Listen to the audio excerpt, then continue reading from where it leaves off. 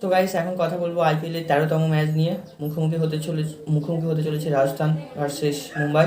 তো এটা খেলা হবে গুয়াহাটি মাঠে, অর্থাৎ রাজস্থান তাদের ঘরের মাঠে খেলতে চলেছে। তো চলুন এই ম্যাচ নিয়ে সম্পূর্ণ আলোচনা করব। তো এরা হচ্ছে পয়েন্ট টেবিলে কোথায় আছে এটা দেখে নিই। রাজস্থান হচ্ছে পয়েন্ট টেবিলে 3 নম্বরে আছে।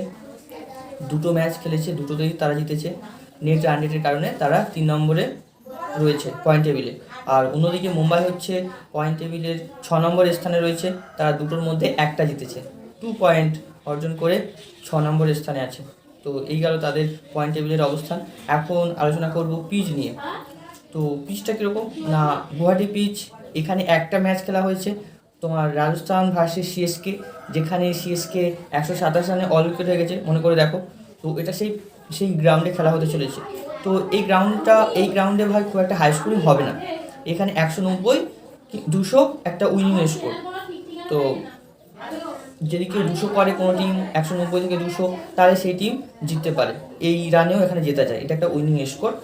আর টসে যে জিতবে সে হচ্ছে চেস করবে, অর্থাৎ লাস্টে ব্যাট করবে, কারণ এখানকার রেকর্ডও তাই বলছে যে লাস্ট ব্যাটে জেতার সম্ভাবনা বেশি থাকে। তো আমারও তাই মনে হয় চেস করলে সে একটু এক্সট্রা অ্যাডভান্টেজ পাবে।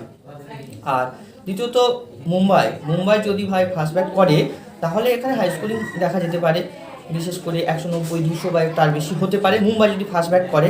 আর যদি তোমার রাজস্থান যদি ফার্স্ট ব্যাট করে, তাহলে ব্যাটিংয়ে কোলাপস দেখার সম্ভাবনা থাকবে। মানে তাদের প্রথমের দিকে 2-3টে উইকেট পড়ে যেতে পারে, তো কম রানে তাদের ইনিংস শেষ হয়ে যেতে পারে।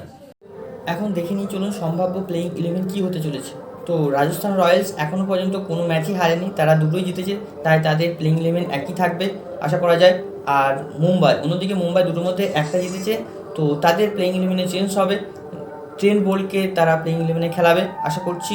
তোমার করবিন বোসকে বসিয়ে কিংবা মিচেল স্যান্টনারকে বসিয়ে, যে কোনো একজন বিদেশি প্লেয়ারকে বসিয়ে তারা ট্রেন্ট বোল্টকে খেলাবে। আর সম্ভবত তোমার দীপক চাহার হয়তো এই ম্যাচটা মিস করতে চলেছে।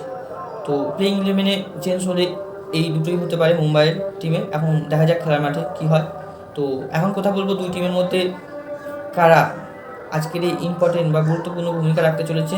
অবশ্যই ভাবে ভাই বোলার দিক থেকে জাসপ্রীত বুমরা আর তোমার ট্রেন্ট বোল্ট, আর ব্যাটিংয়ের দিক থেকে সূর্যকুমার যাদব, তিলক বর্মা, তারপর তোমার রোহিত শর্মা, আর এদিকে জাসওয়াল, আর সূর্যবংশী। যদিও আমার সম্ভাবনা, মানে আমার ধারণা রাজস্থানের ব্যাটিংয়ের কোলাপস হবে, প্রথমে 2-3টে উইকেট তাড়াতাড়ি আউট হয়ে যাবে। তো মিডিলে রিয়ান পারাগ, ক্যাপ্টেন নক খেলতে পারে। আর সিমরান হেডমায়ার, এই দুজনের একটা পার্টনারশিপ হতে পারে। এই দুজন ব্যাটিংয়ের দিক থেকে রাজস্থানের বড় ভূমিকা রাখতে চলেছে। তো এখন দেখে নিই চলুন যে দুই টিমের মধ্যে কোন টিম বেশি শক্তিশালী। দুজনের মধ্যে অবশ্যই ভাই মুম্বাই টিম বেশি শক্তিশালী। মুম্বাই টিমের বেশি ব্যালেন্স ভালো টিমের। তো ব্যাটিং লাইন আপ অনেক বড় এবং ফিনিশারও ভালো। আর বোলিং তো দুর্দান্ত, সব থেকে বেশি পার্থক্য করে দেয় দুই টিমের মধ্যে বোলিং ডিপার্টমেন্ট।